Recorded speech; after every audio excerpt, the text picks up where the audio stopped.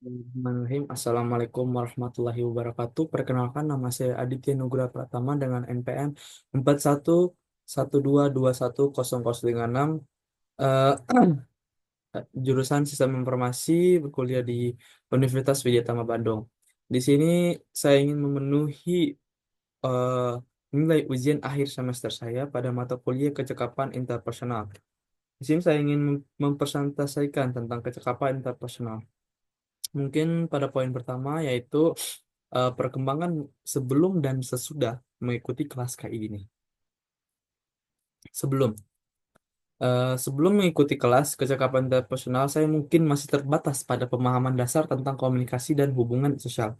Saya cenderung merasa kurang percaya diri dalam situasi interaksi yang menuntut kemampuan komunikasi yang lebih tinggi. Meskipun sebagai seorang NFEZA, saya memiliki kemampuan untuk memahami orang lain. Saya seringkali merasa ragu untuk mengekspresikan pendapat atau perasaan saya secara terbuka.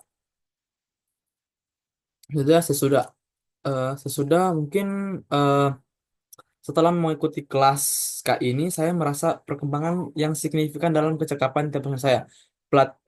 Kelas ini membantu meningkatkan kepercayaan diri saya dalam berkomunikasi baik secara verbal maupun nonverbal. Saya belajar teknik-teknik mendengarkan aktif dan mengungkapkan diri yang membuat saya lebih terbuka dalam berbagai pikiran dan perasaan. Hasilnya, saya dapat berinteraksi dengan lebih aktif dan membangun hubungan yang lebih kuat dengan orang lain. Secara keseluruhan, pengalaman di kelas telah memperkuat kemampuan saya untuk dengan memimpin dengan empati dan memahami dinamika sosial di sekitar saya. Saya lebih mampu menyesuaikan diri dengan berbagai situasi yang merupakan aspek penting dari kepribadian saya.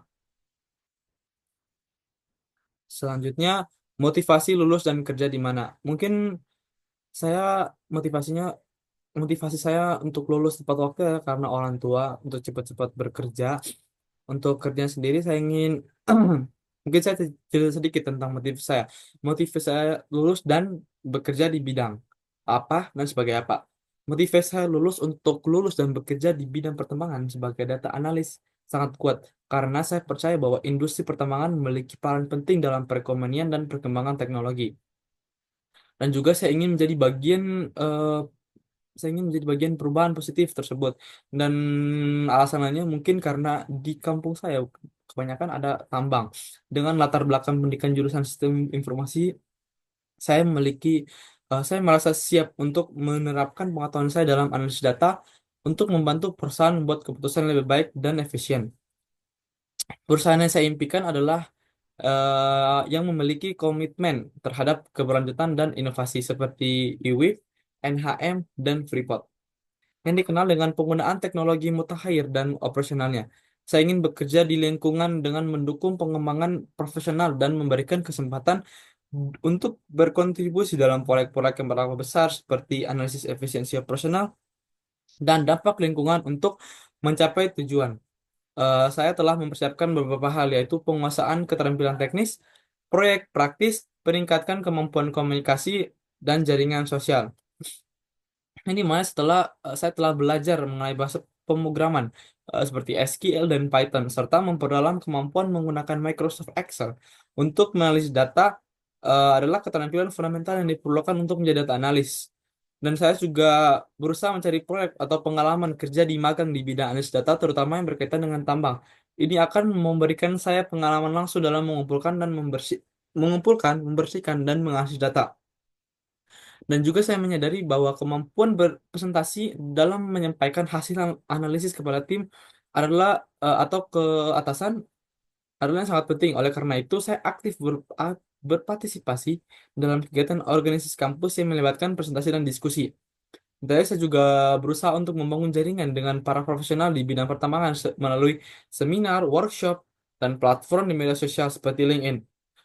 Dan saya juga telah mengikuti beasiswa dari perusahaan tambang dari Prancis dan juga anak-anak perusahaannya di Indonesia di kampung halaman saya. Rangkuman materi KI 1 sampai 5. Yang pertama yaitu keterampilan interpersonal.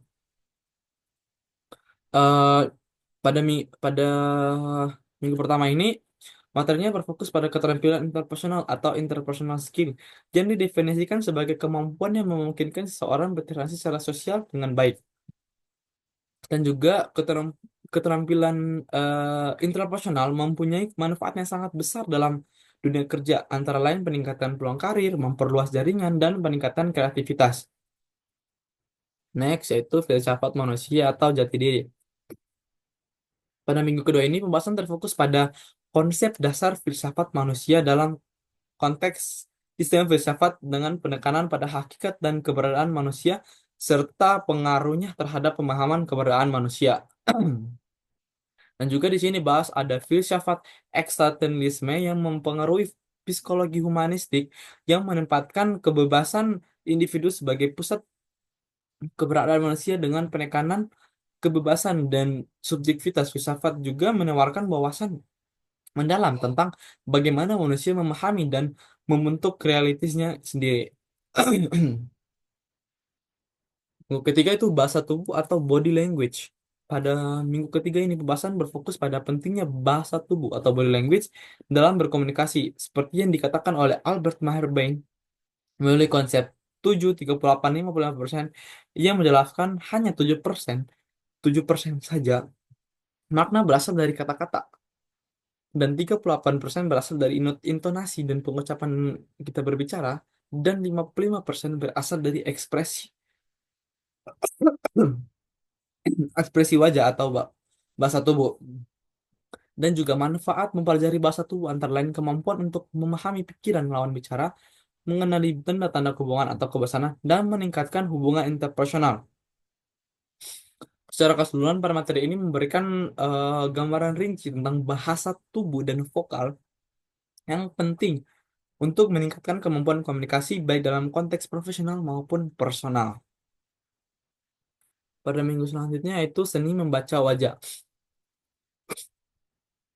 Pada minggu keempat ini pembahasan terfokus pada seni membaca wajah atau face reading yang disebut juga fisiogonomi.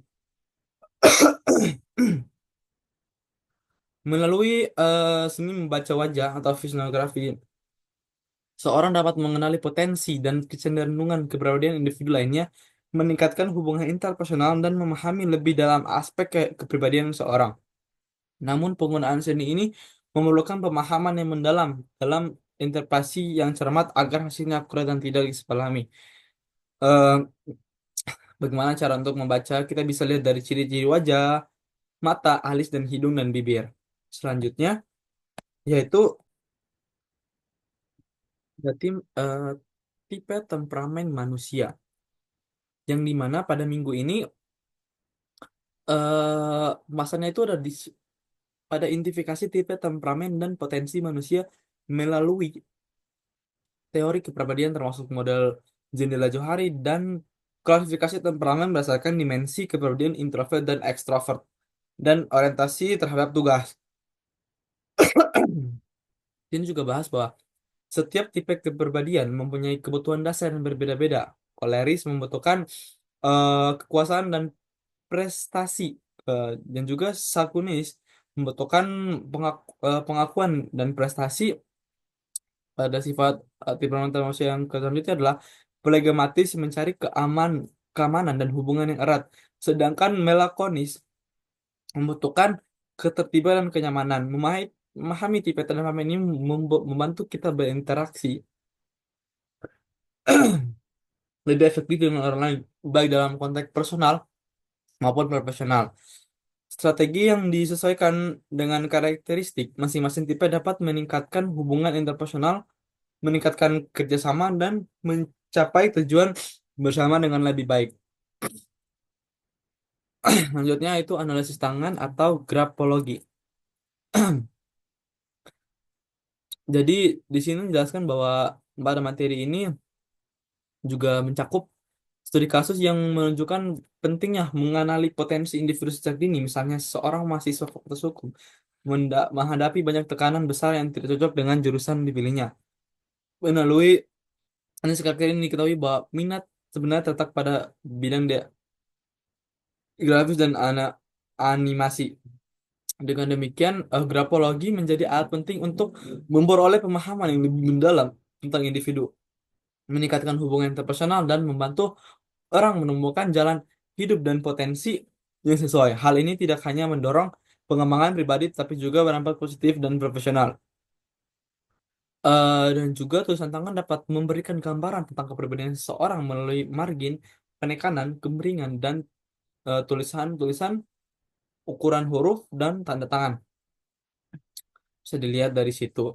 Mungkin yang selanjutnya pada minggu ini adalah DISC. DISC atau juga yang disebut juga alat psikometrik yang digunakan untuk mengukur dan memahami perilaku seseorang di tempat kerja berdasarkan 4 tipe.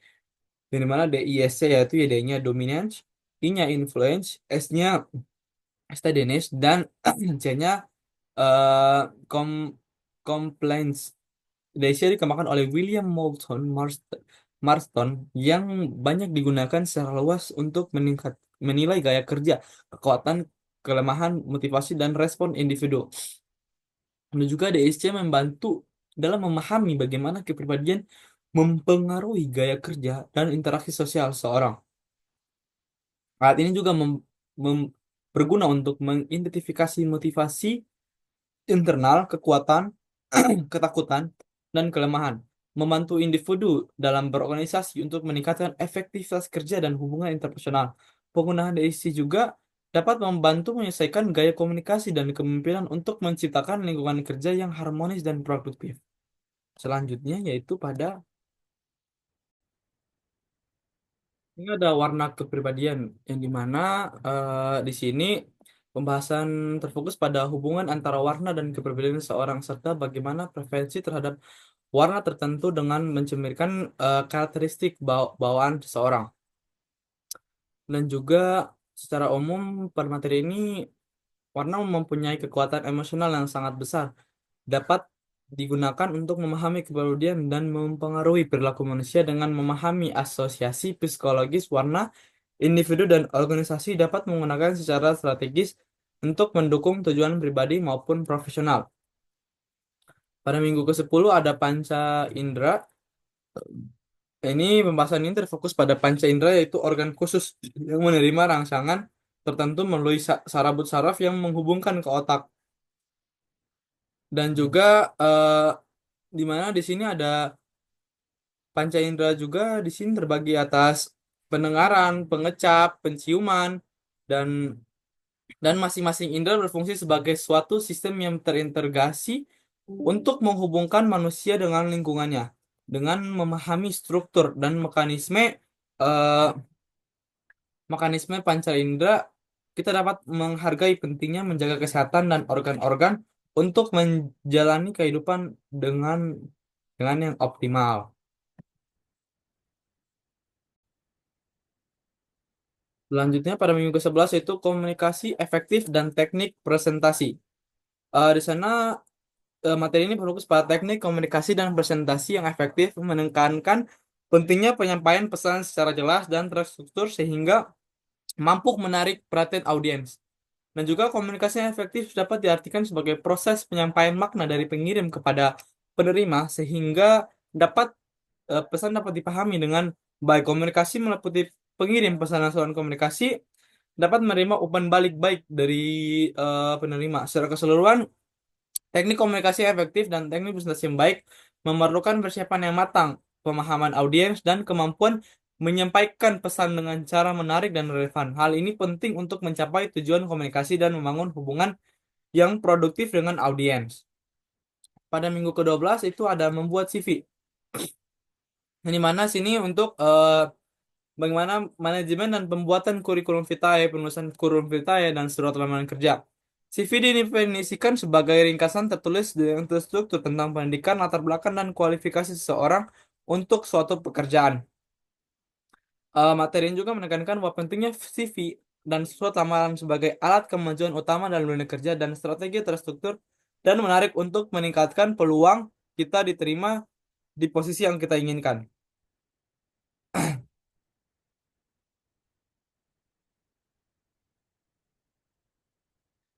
Selanjutnya, Surat lamaran dan wawancara kerja. Ini mana bagaimana kita menulis surat lamaran kerja dan membuat curriculum vitae dan persiapan wawancara yang secara efektif. Surat lamaran kerja diartikan sebagai dokumen formal yang digunakan untuk melamar pekerjaan dan berfungsi sebagai pengantar bagi pembaca yang tertarik membaca resume pelamar. Dan juga materi memberikan panduan menyeluruh untuk mempersiapkan surat lamaran kerja, CV, dan wawancara secara efektif yang dirancang untuk meningkatkan peluang lamaran mendapatkan pelamar untuk mendapatkan pekerjaan yang mereka inginkan. Selanjutnya workshop wawancara kerja. Di sini difokuskan bagaimana kita membuat strategi menghadapi wawancara kerja secara detail, termasuk tujuan wawancara, teknik-teknik persiapan dan pelaksanaan, dan faktor penyebab kegagalan yang dihindari. Eh, dan juga tujuan wawancara kerja ini untuk suatu perusahaan untuk mengetahui antara memastikan karakteristik pelamar sesuai dengan persyaratan pekerjaan dengan memahami kepribadian pelamar dan mengumpulkan informasi tambahan untuk mengevaluasi kemampuan pelamar dan juga bagaimana kita mempersiapkan wawancara meliputi memahami kemampuan seorang berarti menjawab pertanyaan dan menyiapkan dokumen seperti CV dan surat lamaran. Dan juga tadi saya bilang ada beberapa kesalahan umum yang untuk dihindari antara lain datang terlambat, berpakaian tidak pantas, berpakaian tidak sopan, memberikan jawaban singkat tanpa menjelaskan lebih lanjut dan membicarakan hal-hal negatif tentang pengalaman kerja kita sebelumnya. Bahwa mau juga keberhasilan wawancara tergantung pada persiapan yang matang, sikap profesional, dan keterampilan komunikasi pelamar. Dengan menghindari kesalahan dan menunjukkan potensi yang optimal, merupakan peluang kita untuk diterima di posisi yang kita inginkan menjadi yang lebih besar. Selanjutnya yaitu pada pertemuan terakhir yaitu coaching program. Yang dimana di sini coaching ini bertujuan untuk membantu individu menetapkan tujuan tertentu, membantu mereka untuk mencapai mencapai pencapaian tinggi dan membangun hubungan yang kuat dengan otoritas internal. Manfaat utama dari coaching ini sendiri yaitu mencakup peningkatan kepribadian diri, komunikasi, motivasi, kemampuan perencanaan, keterampilan monitoring, dan kemampuan dan kepuasan kerja baik bagi tim maupun coach. Selain itu, ada beberapa teknik untuk pendekatan coach ini. Untuk teknik mendengarkan secara aktif merupakan inti dari coaching yang efektif karena membantu menghindari kesalahpahaman, membangun hubungan baik dan meningkatkan komunikasi. Mendengarkan secara aktif mencakup penggunaan bahasa tubuh, empati, dan keterampilan seperti parafrase dan menyimpulkan. Coaching yang efektif dengan menggunakan model GROW yaitu goal, reality, action, dan will. Coaching yang efektif adalah proses yang dinamis yang menggabungkan seni bertanya, mendengarkan secara aktif, dan menerapkan strategi grow untuk menciptakan perubahan positif bagi individu maupun organisasi. Selanjutnya hasil dari psikotes saya itu adalah NFEJA atau protagonis. Bagaimana saya menyikapi dan menyikapi kekurangan dan mengembangkan kelebihan saya. Untuk yang pertama yaitu eh, menyikapi kekurangan ini. Dimana menetapkan tujuan realistis, menerima umpan balik, mengatur waktu untuk diri sendiri. Di mana saya mulai belajar untuk menetapkan tujuan yang lebih baik, realistis, dan terukur. Dengan membagi tujuan besar menjadi langkah-langkah kecil, saya dapat merayakan pencapaian kecil dan mengurangi rasa frustasi ketika menghadapi kendala. Dan juga saya berusaha untuk melihat kritik sebagai kesempatan untuk belajar dan berkembang. Dengan mengubah perspektif terhadap umpan balik, saya dapat menerima masukan yang lebih terbuka tanpa merasa tertekan. Dan terakhir, saya menyadari bahwa pentingnya menjaga keseimbangan antara membantu orang lain dan memenuhi kebutuhan diri sendiri. Oleh karena itu, saya memulai menjadwalkan waktu untuk melakukan aktivitas yang menyenangkan dan menyenangkan bagi diri sendiri. Untuk mengembangkan kelebihan saya itu tiga juga yang mengasah keterampilan kepemimpinan, membangun jaringan, dan meningkatkan kemampuan mendengarkan. Di sini saya eh, aktif mencari peluang untuk memimpin proyek atau tim di lingkungan kampus. Juga tidak hanya membantu saya menerapkan keterampilan komunikasi, tetapi juga memperkuat kemampuan organisasi dan pengambilan keputusan. dan juga terhubung dengan profesional di bidang saya minati, seminar, workshop, platform online, juga memberikan saya wawasan baru serta membuka peluang kolaborasi masa depan. Juga saya berlatih mendengarkan secara aktif dan interaksi sehari-hari sehingga dapat memahami perspektif orang lain dan merespon dengan yang lebih empatik. Di sini saya disuruh mereview ebook pada pertemuan pertama. Para pembahasan selanjutnya itu tentang interpersonal skill at work. Pada bab pertama, sini bab ini menjelaskan definisi interpersonal skill sebagai perilaku yang diarahkan untuk mencapai tujuan dalam interaksi tatap muka. Juga penulis menekankan bahwa kompetensi interpersonal adalah kunci untuk membedakan manajer yang sukses dari yang tidak, eh, yang sukses yang dari tidak. Bab ini juga membahas pentingnya umpan balik dalam meningkatkan keterampilan interpersonal. Pada bab selanjutnya ada itu developing interpersonal skill. Di mana bab ini memperkenalkan pendekatan mikro keterampilan untuk pengembangan keterampilan interpersonal. Penulis juga menekankan bahwa pentingnya menganalisis keterampilan interpersonal dalam struktur hierarkis yang memungkinkan individu untuk mengidentifikasi dan berlatih berkomponen keterampilan yang lebih kecil. Bab keempat yaitu listening.